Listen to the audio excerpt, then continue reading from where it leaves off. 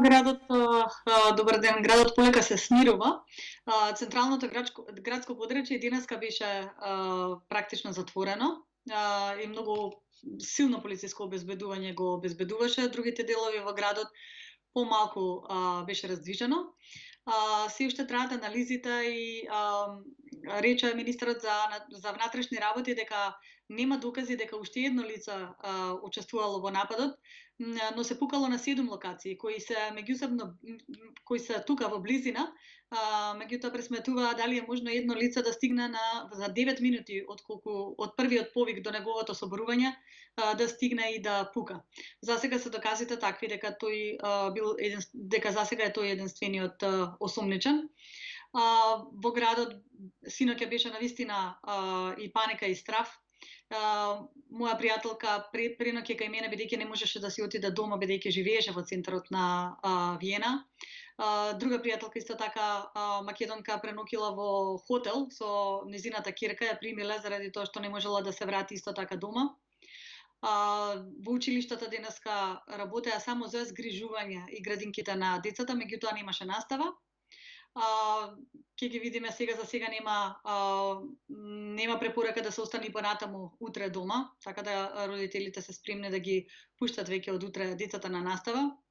Од вечерва почнува така наречениот локдаун, односно стапуваат на сила мерките за справување против коронавирусот.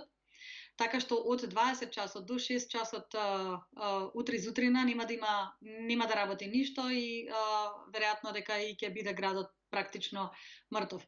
Јас се прошетав малку денеска во текот на денот во градот, не во централното градско подрачје, меѓутоа на другите места и половина од продавниците не работеа, немаше голема раздвиженост. Така, се уште се гледа дека градот не може полека ќе се опоравува од тоа што се случи синоќа.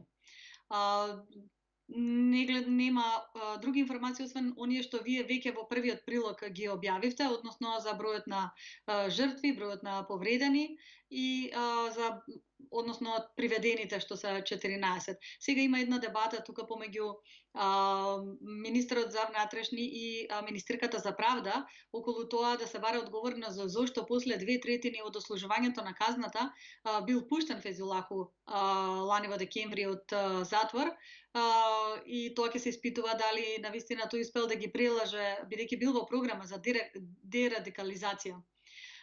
Тоа сега е тема во медиумите и да се превенираат, наречеме, такви случувања во иднина. Инаку Виена е многу мултикултурен, мултиетнички град, солидарност, позната негова карактеристика е солидарноста и тоа што ги прифаќа различностите. Така што не чуди да видат и напаѓачите и жртвите и со австриско или со друго државјанство, бидејќи таков е градот, мултикултурен.